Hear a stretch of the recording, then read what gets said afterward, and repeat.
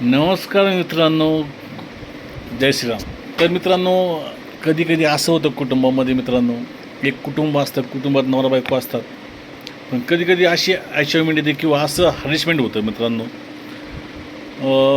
कधी कधी बायको नवऱ्याला सतत टोमणे मारणे किंवा कायम घालून पाडून बोलणे किंवा त्रास देणे, आणि किंवा असंही होतं नवरा बायकोला म्हणा किंवा जवळच्या व्यक्तीला कायम घालून पाडून बोलणं, कायम टोचून बोलणं, कायम अशा पिना मारणं, म्हणजे माणसाला त्याचा मानसिक त्रास होतो.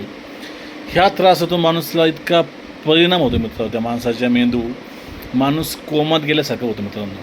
म्हणजे माणसाची अवस्था इतकी वाईट होती ह्या हॅरेसमेंटमुळं. माणूस सारखा त्या गोष्टीचा विचार करू लागतो आणि तो मानसिक हॅरेसमेंटमुळं त्याला पुढे काय चाललं आहे सुचत नाही. याच्यामुळं घरात प्रगती थांबते किंवा अशा गोष्टी होतात. तर असे वादविवाद होत असतील तर माणसांनो, किंवा आपले ज्या ठिकाणी किंमत शून्य असेल ह्या ठिकाणी थांबण्यापेक्षा त्यापासून कधी दूर गेलेलं चांगलं राहील मित्रांनो. कारण की आपल्याला आपली किंमत आपण स्वतः केली तर होती.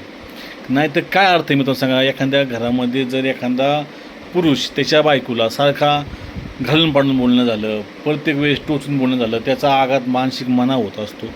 आणि किंवा एका बायकोने एखाद्या नवऱ्याला किंवा कायमच तू असाचे तू तसाचे तू याच्याने काही होत नाही, या गोष्टीचा परिणाम माणसाच्या शरीरावर होत असतो, मेंदू होत असतो, मानसिक स्थिती बिघडते.